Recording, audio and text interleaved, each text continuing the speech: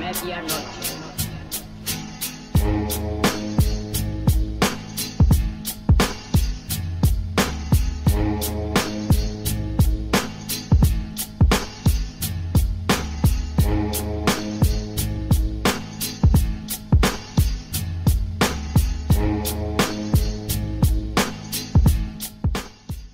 Bonjour ou bonsoir à tous en fonction du pays et de l'heure auquel vous nous écoutez. Bienvenue pour ce nouvel épisode de Bola Latina, le podcast 100% football latino de la rédaction de Lucarne Opposé. Avant de nous lancer dans cette émission, je vous encourage à nous suivre sur les différents réseaux sociaux, à venir interagir avec nous sur ceux-ci. Je vous encourage également à consulter notre site lucarne-opposé.fr pour y lire les dernières actualités de la planète Hello et vous cultiver aussi entre deux matchs. N'hésitez pas non plus à vous abonner à nos différentes chaînes, notamment notre chaîne YouTube, à venir également y laisser un pouce bleu. Je vous rappelle enfin la sortie du 11e numéro du magazine de la rédaction de Lucarne Opposé, un numéro spécial de près de 140 pages de culture foot, avec notamment au programme un 11 maudit, une sélection de joueurs au destin brisé, mais aussi bien d'autres joyeusetés comme une rétro qui vous emmènera en 1987. Tous les liens pour vous procurer ce magazine au format digital ou au format papier sont dans la description. Place donc au 10e numéro de cette saison de Bola Latina, et oui, 10e. Et pour celui-ci, nous allons nous rendre de l'autre côté des Andes, dans ce pays tout en longueur qui borde le Pacifique. Vous l'avez deviné, nous allons au Chili. Et pour ce numéro, je vais donc être accompagné par Gabriel Micolon. Bonjour Gabriel, comment vas-tu ? Bonjour Nico, ça va très bien, tout va bien.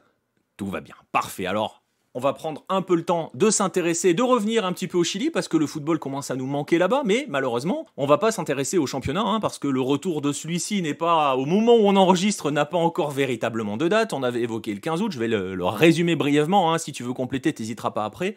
On avait évoqué le 15 août, puis la NFP, la Ligue, a récemment donné une liste de stades qui semble prêts à accueillir le football, et là, on commence éventuellement à évoquer la fin du mois. Donc non, on va pas s'intéresser au championnat, on va plutôt se focaliser sur le modèle qui régit les clubs locaux, ce que l'on appelle les Sociedad Anónimas Deportivas Profesionales, les SADP pour les intimes. Et donc, pour débuter, Gabriel, est-ce que tu peux nous rappeler comment les clubs chiliens fonctionnaient avant l'émergence de ces sociétés anonymes sportives professionnelles? Les clubs chiliens, avant l'arrivée des SADP, donc avant l'arrivée des entreprises sociétés anonymes, fonctionnaient sous la forme de corporations ou de fondations. En fait, c'était surtout des corporations parce que la seule fondation qu'il y avait, c'était l'Universidad Católica, et ça fonctionnait en fait comme une association sportive, comme ça pourrait marcher en France ou dans les autres pays d'Amérique latine d'ailleurs, comme en Argentine, où c'est toujours le cas, ça fonctionne sous une entité, on va dire, plus publique et pas d'entreprise. Voilà comment fonctionnaient les clubs chiliens avant l'arrivée des SA. Alors, après, fonctionner, c'est ça la question qu'on peut se poser, parce qu'il y avait quand même beaucoup à dire concernant le fonctionnement. Donc le fonctionnement se caractérisait par beaucoup d'amateurisme, peu de projection, et aussi une faible participation des socios finalement, ou en tout cas de la population. Donc finalement, elle fonctionnait d'une certaine manière un peu comme elle fonctionne maintenant, simplement que les capitaux privés ont pu beaucoup plus facilement entrer dans les clubs de foot. On pourrait le résumer. Ouais, c'est comme ça qu'on pourrait résumer. Alors oui, après, c'est une critique une critique, c'est un argument justement pour ceux qui poussent vers l'arrivée du privé et l'arrivée des capitaux. C'est aussi qu'une association n'a pas forcément de but dans le sens économique du terme. Néanmoins, avant qu'on ait ce boom des SADP, il en existait quelques-unes. Je pense à Copiapó qui était la première, mais il y a un véritable élément qui est déclencheur. Cet élément déclencheur, c'est la faillite de Colo-Colo en 2002. Bon, alors il se dit que cette faillite a surtout servi de prétexte, mais justement, est-ce que tu peux nous expliquer ce qui a ce qui a conduit à cette faillite pour Colo-Colo en 2002, et en quoi aussi, surtout, ce fut un prétexte utilisé pour que les SADP plongent dans la brèche ouverte? En fait, c'est très intéressant le cas de Colo-Colo, parce que les SVP ont été promulgués finalement en 2005, mais ça faisait déjà plusieurs années que l'on essayait d'introduire ces capitaux privés. Mais en fait, c'est un peu plus complexe. Je vais essayer de faire bref, mais la faillite de Colo-Colo, ou en tout cas de beaucoup de grands clubs, voire de tous les clubs du Chili, et c'est orchestré, on pourrait dire, presque depuis les années 70. Pourquoi? Parce que dans les années 70, on avait permis de défiscaliser d'une certaine manière les primes des données aux joueurs de foot, en plus des salaires. Donc du coup, beaucoup de clubs, ce que faisaient beaucoup de clubs, ils donnaient des primes de matchs, de victoires et compagnie, qui étaient les 3/4 du salaire fixe. Donc du coup, ils étaient défiscalisés, on peut dire ça comme ça. Et ce qui s'est passé, c'est que en 2002, avec l'arrivée de Ricardo Gallegos, ils ont interprété la loi, ils ont dit non, mais en fait, c'était pas du tout défiscalisable. Donc du coup, vous nous devez, ou en tout cas tous ces clubs-là doivent des dettes assez millionnaires au fisc chilien. Et ce qui a fait qu'il y a énormément de clubs qui sont retrouvés en faillite à cause de ces dettes-là. On peut rajouter aussi une petite chose, c'est qu'avec le système de retraite chilien, donc, qui a été privatisé, dont il est pas mal débat au Chili en ce moment, qui fait pas mal débat au Chili en ce moment, là aussi, ils ont dit, bah, écoutez, à partir des années 80, vous devez payer ces cotisations. Donc, du coup, il a commencé à avoir une double dette au fisc chilien qui a fait que ces clubs-là ont dû déclarer faillite. Donc là, après, c'est une interprétation de la loi. Et du coup, le premier club à en faire les frais, c'est Colo-Colo, et c'est pas innocent. Pourquoi? Parce que c'est le plus gros club du Chili. Donc du coup, c'est celui qui a servi un peu à montrer l'exemple et à dire, voyez, l'ancien système ne fonctionne pas, nous devons créer et monter un nouveau système. Ouais, et tu le disais, hein, les SADP sont promulgués en 2005, hein, on peut le préciser même, hein, c'est passé au journal officiel le 7 mai 2005, hein, c'est la loi 20-019, si j'ai bien travaillé. Et donc tu l'as expliqué, hein, l'arrivée des SADP, elle arrive dans un contexte aussi de privatisation, vaste mouvement de privatisation du pays, hein, à l'époque. Alors, c'est vraiment assez intéressant ce que tu dis. Alors, outre le fait que tu connaisses le numéro de la loi, je l'avais, mais je n'osais pas le dire. Et donc, en fait, ce qui est assez, je ne sais pas si ironique, triste, comment on pourrait le dire, mais c'est sous la présidence de Ricardo Lagos, donc théoriquement plutôt un socialiste, dans un gouvernement de gauche, mais qui dit s'être inspiré du sénateur Sebastián Piñera, d'une loi proposée ou d'un projet de loi pour justement créer cette forme juridique-là des SADP. Donc du coup, c'est vrai qu'on dit un peu au Chili que tout avait été privatisé, à part le cuivre pour des raisons historiques, mais on peut dire que presque tout, c'est peut-être l'exception qui confirme la règle. Et donc du coup, il manquait plus que le football ou le sport, mais au Chili, comme football professionnel, comme sport professionnel, il n'y a que le football. Donc du coup, c'est vrai que c'était la dernière chose qui restait à privatiser dans ce pays, qui a été vendu sous Pinochet, puis qui a continué à être vendu, même après l'avènement de socialistes qui, de certaine manière, n'auraient pas dû, selon leur ligne politique, on pourrait croire ça.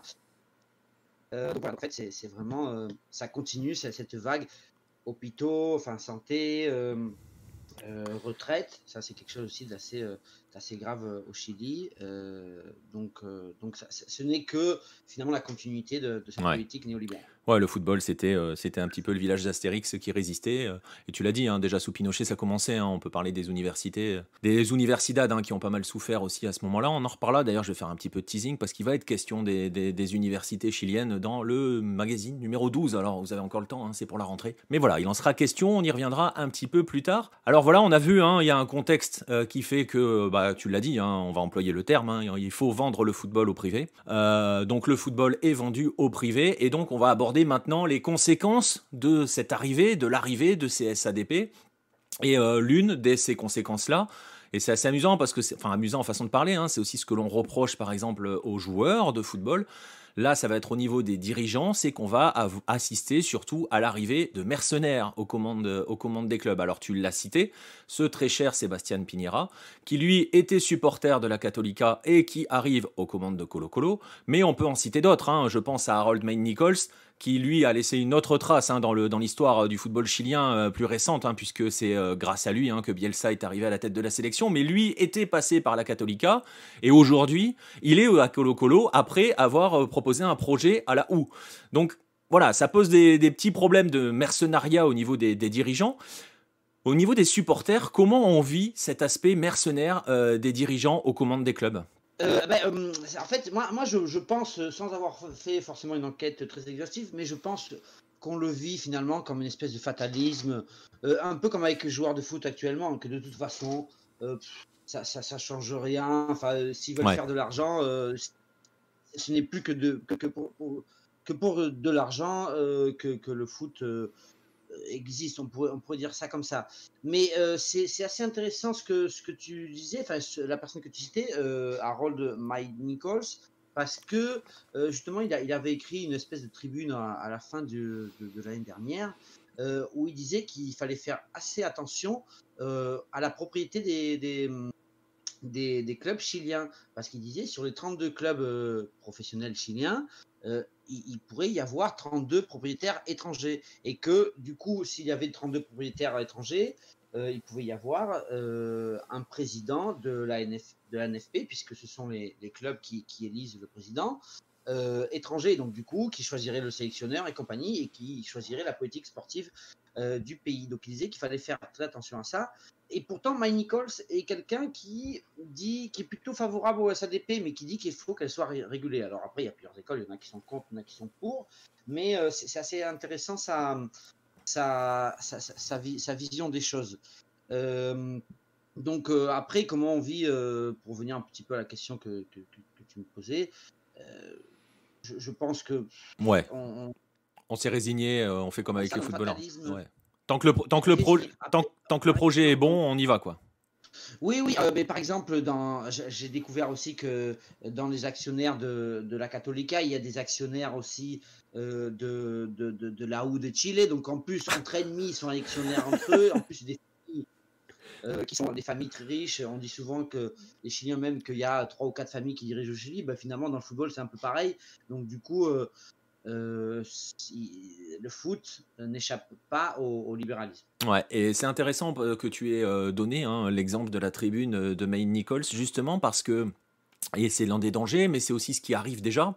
L'autre conséquence on va dire, on va utiliser un terme un peu général, même s'il n'est pas forcément approprié, mais de cette ouverture des capitaux au privé, c'est justement l'arrivée de capitaux étrangers et de multipropriétés étrangères. Je pense par exemple au clan Bragarnik, qui possède plus ou moins officiellement, plus ou moins directement plusieurs clubs chiliens. Le plus connu d'entre eux, parce que c'est celui qui fait sportivement le plus parler de lui ces derniers temps, c'est Unión La Calera, mais il y en a d'autres. Bragarnik, c'est un agent argentin, hein, c'est le nouveau baron du football argentin en termes d'agents, et il possède entre guillemets quelques clubs en Argentine, il en possède quelques-uns au Chili, il a des hommes, on va dire des hommes de confiance qui possèdent d'autres clubs au Chili, on voit certains des hommes de l'écurie Bragarnik transiter par différents clubs, notamment des clubs chiliens. On se souvient que le Chili a été aussi pointé du doigt à une époque, hein. On connaît tous en France notamment l'histoire des Rangers de Talca qui illustrait le côté paradis fiscal du Chili. Est-ce que cette ouverture, cette porte ouverte aux capitaux étrangers sans forcément vérifier totalement d'où ils viennent, hein, parce que les fonds de Bragarnik ne sont pas encore complètement clairs, c'est un autre débat, est-ce que cette privatisation n'a pas justement accentué le risque d'un retour à cette sorte de spéculation sur les clubs chiliens? Ben, moi, je dirais que tout à fait, hein, c'est quelque chose qui pourrait faire plonger le football chilien, en tout cas le football de club, mais le football de club, c'est aussi le football de sélection, puisque c'est quand même eux qui forment les futurs joueurs. Mais ça, c'est quelque chose d'assez dangereux. Pour le moment, il y a à peu près 5-6 clubs chiliens qui sont propriétés d'étrangers. Hmm. Donc, il y a là où il faut préciser que ce club, l'année dernière, c'était le 4e budget du Chili, alors que c'est le club d'une ville assez moyenne, même si c'est une ville où il y a un peu d'argent aussi, mais quand même, on n'aurait pas cru que ce serait le 4e budget. La Calera aussi, c'est l'ancien club de Radoué, donc l'ancien directeur, enfin président de la NFP qui avait été élu au terme d'un quiproquo, d'une trahison assez monumentale envers Mike Nichols et Bielsa, justement, qui la veille de l'élection est allé voir tout le monde et avait dit oui, je vais voter pour vous, je vais voter pour vous, et qui le lendemain fait une trahison, qui du coup avait joué pour le camp Segovia, qui est un espagnol propriétaire de l'Union Espagnola et qui devait être le nouveau président de la NFP, mais comme les statuts s'y opposaient pour le moment, eh ben, il n'a pas pu être président de la NFP. Du coup, ça a fait tout un imbroglio. Et on voit d'ailleurs ce Radoué qui avait été impulsé par les présidents de club, dont Segovia, sans scrupule, et qui maintenant est recherché, ou en tout cas pour l'instant encore protégé par le FBI en tant que témoin. Il est témoin, ouais. Donc je dirais presque que le mal a été fait. On voit aussi dans ces propriétés étrangères de clubs, il y a le groupe de Pachuca au Mexique qui a pris la propriété de. On ne sait pas très bien comment et pourquoi. Ils arrivent avec des grands discours. Oui, on va révolutionner le club. Bah, pour l'instant, ils ont flirté avec la relégation l'année dernière, mais aussi ils bénéficient d'investissements de la part de la NFP en termes d'infrastructures sportives à moindre coût, finalement.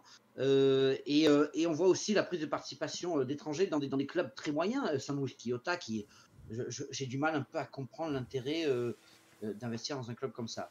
Et je reviens aussi sur Segovia, parce que c'est quand même un cas assez important. Segovia, je pense que le club de l'Union Espagnola, il utilise simplement à des fins promotionnelles de son université SEC, qui a des problèmes de fraude sur des diplômes, des choses assez folles. Donc du coup, il tente à travers le football de s'acheter, je ne sais même pas si racheter, mais acheter une image qui est alors qu'il y a une chose sur le dos du football. Ou en tout cas de détourner l'attention. Mais il pourrait être encore pire. Ouais, donc on le voit, ça a ouvert à la spéculation, il y a toutes les dérives qui y sont malheureusement liées. On va faire un petit clin d'œil, on va attendre l'arrivée d'une nouvelle filiale de Manchester City au Chili. Bref, parenthèse fermée. Mais si on en revient justement sur le fonctionnement des clubs, on est en train de dresser un petit peu le portrait général et les conséquences de l'arrivée des SADP dans le football chilien. Ça a aussi fini par ne plus laisser aucun pouvoir aux corporations, dont tu expliquais que c'était le mode de fonctionnement autrefois, ces associations sportives tout simplement, qui sont véritablement celles qui maintiennent et qui maintenaient le lien social, le lien notamment avec les supporters, mais qui ont aussi un rôle social. On l'a vu notamment lors de la crise de 2019, on a vu les corporations prendre parti, prendre position plutôt que prendre parti d'ailleurs, prendre position, ce que les SADP ne pouvaient pas faire durant cette crise, de par leur statut. Est-ce que tu peux justement nous détailler où elles en sont, ces associations, ces corporations? Il leur reste quoi comme rôle aujourd'hui ? Alors en fait, il faut dire qu'il y a des clubs où il n'y a plus du tout de corporation ou d'association sportive. C'est devenu directement une société anonyme, SADP. On parlait de Copiapó, c'est la toute première en 1999. Elle est née en tant que société anonyme. Magallanes, qui est le premier à se transformer en SA. Justement, c'était une SA et pas SADP. Et en fait, il y a plusieurs modes de fonctionnement. C'est-à-dire qu'il y a certains clubs, dont Colo Colo Wonders, qui ont fait une concession sur un temps déterminé à une entreprise privée.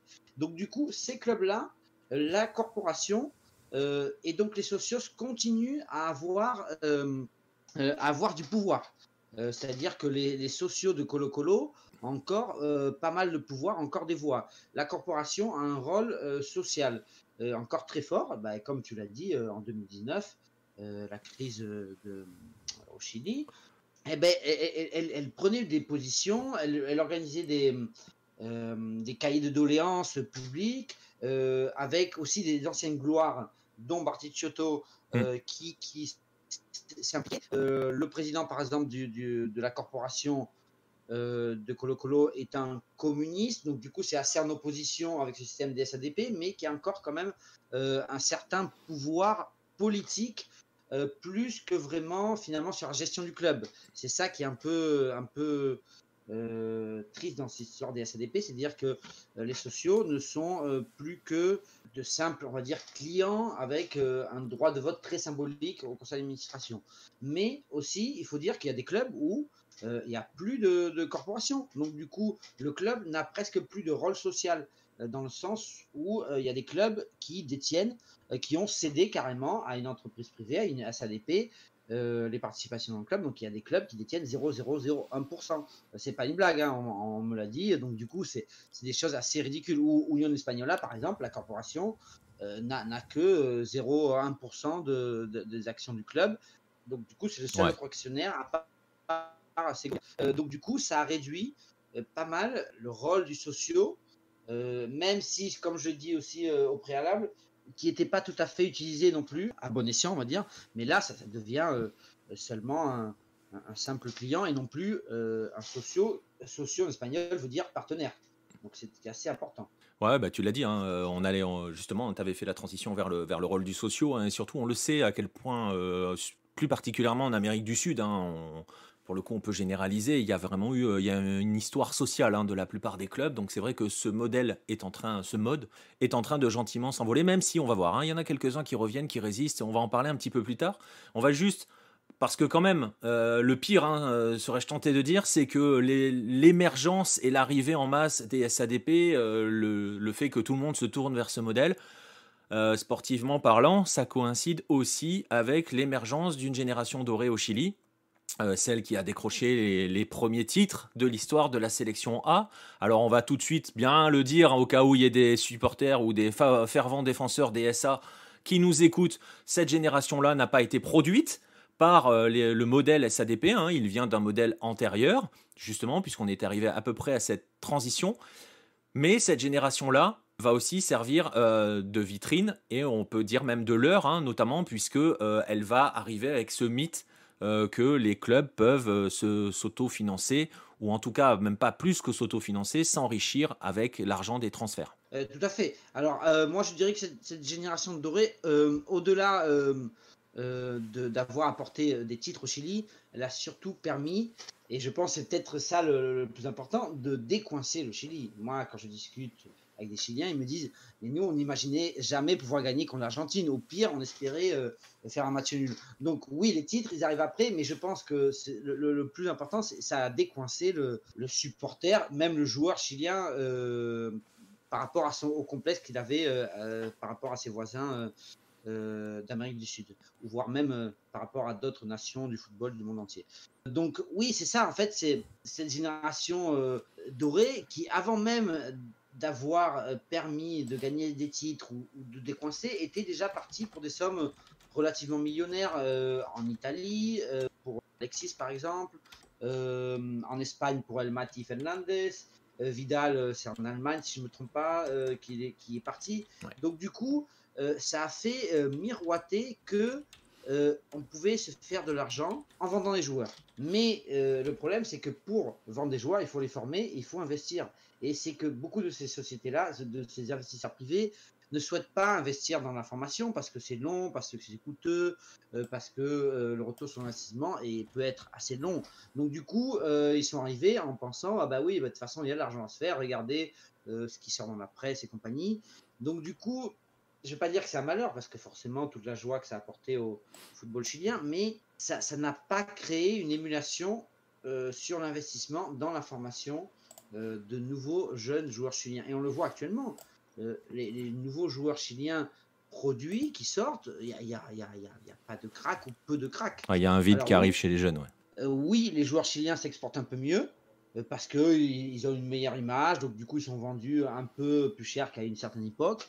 Mais c'est assez triste pour l'avenir du football chilien. Ça. Ouais, exactement. Et alors, justement, alors on a fait un petit peu, hein, on va dire, le bilan. Et avant, justement, de partir sur cela, on peut évoquer quand même un club, tu vois, j'allais l'oublier dans l'histoire.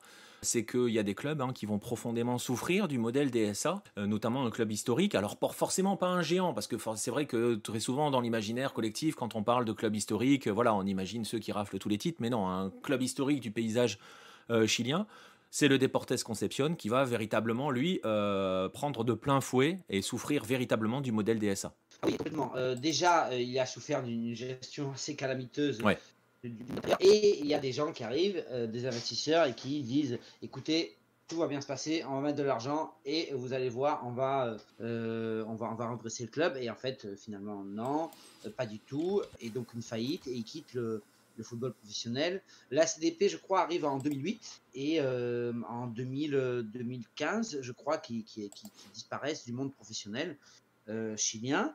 Donc du coup, ça a été un traumatisme assez fort dans la région de Concepción parce que c'est vraiment un des clubs historiques de la région, de la ville, qui est une ville qui compte quand même des clubs assez intéressants comme le Fernandez Civil, qui lui aussi a souffert, pas forcément des SADP, mais ça n'a pas du tout arrangé l'histoire. Et donc du coup, qu'est-ce qui s'est passé? C'est que les gens, les amoureux du club, les amoureux du football, ont dit, bah, écoutez, on va reprendre le club et on va faire une SADP, mais dont ce sont les socios qui, je crois que c'est sous la forme SADP, je suis pas sûr, je suis pas sûr à 100%, mais je crois bien qu'ils ont fait une SADP, mais ce sont avec un actionnariat populaire.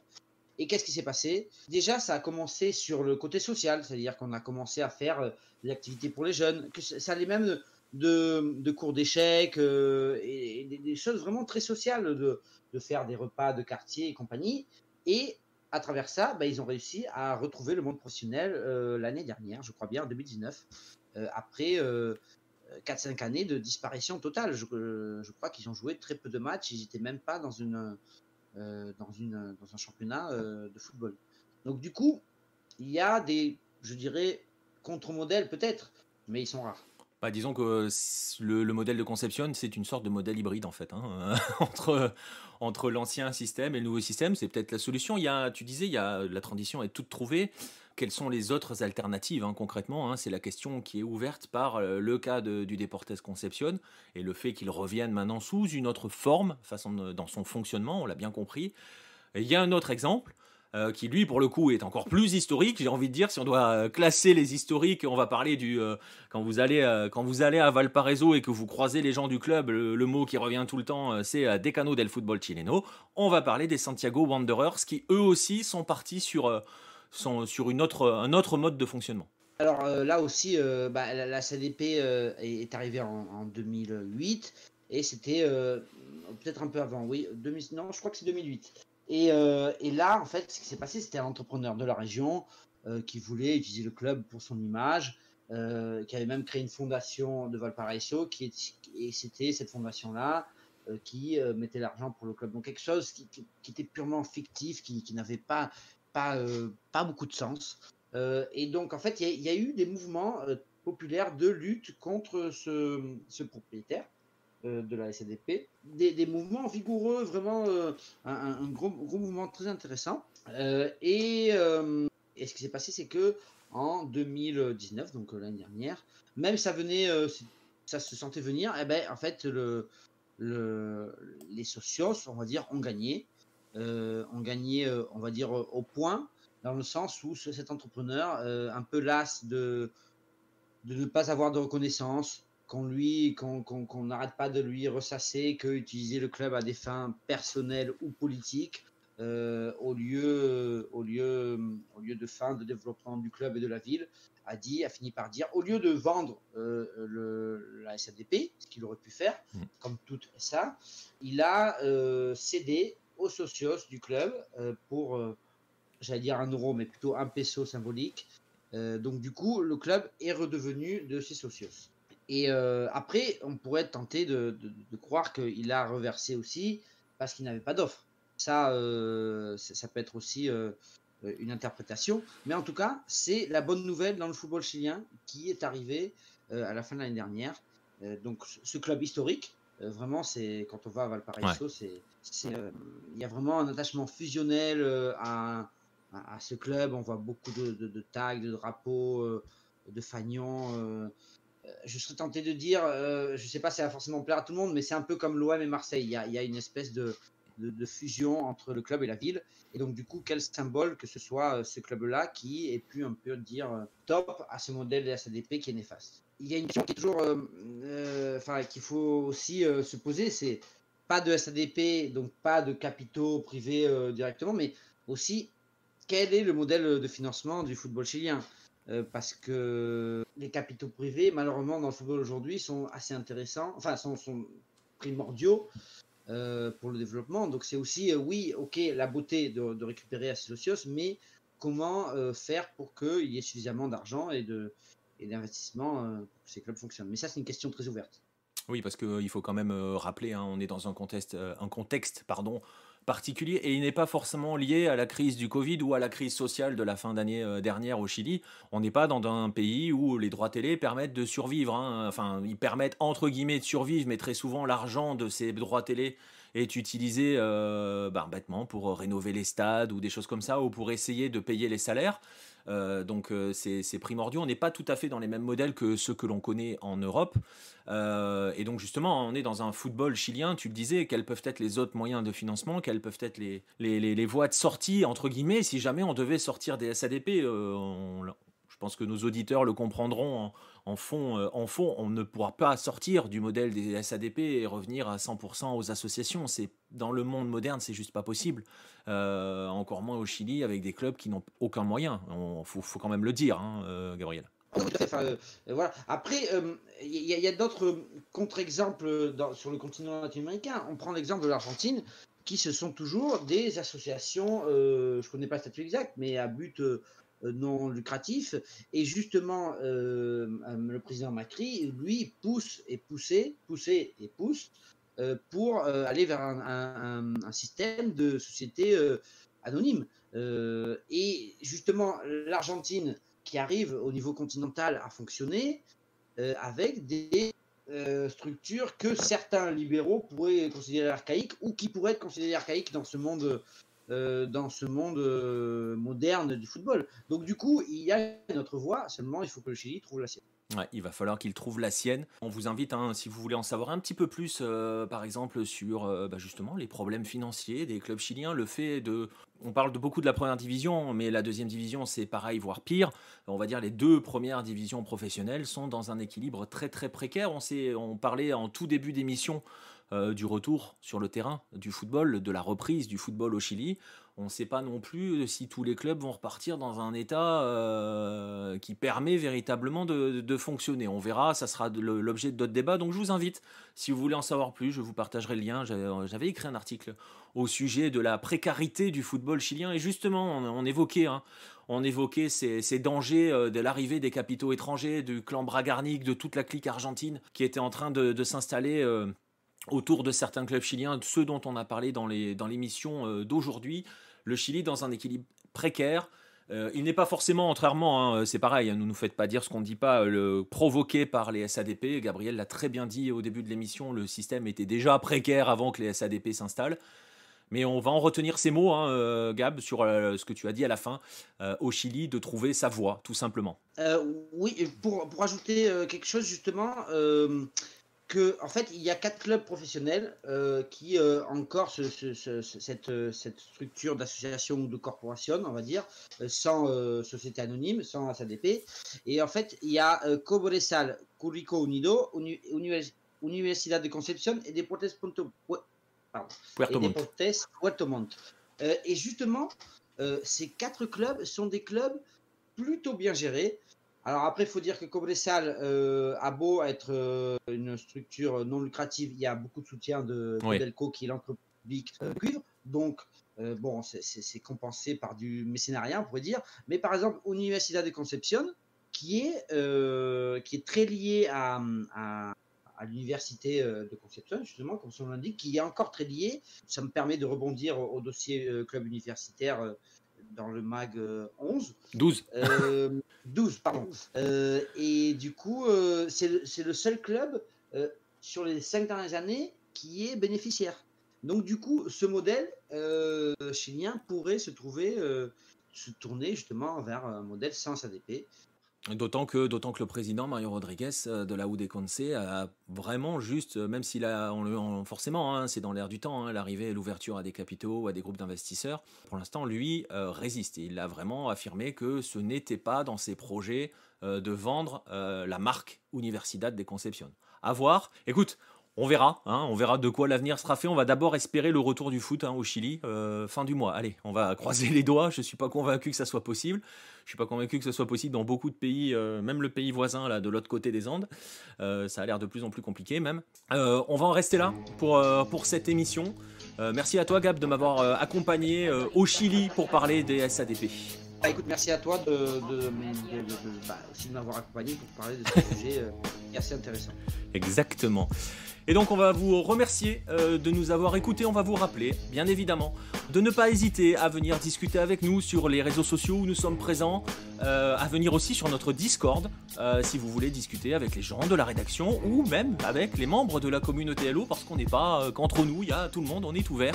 N'hésitez pas à nous rejoindre. On va vous laisser ici pour ce 10e épisode de la 3e saison de Bola Latino. À bientôt les amis.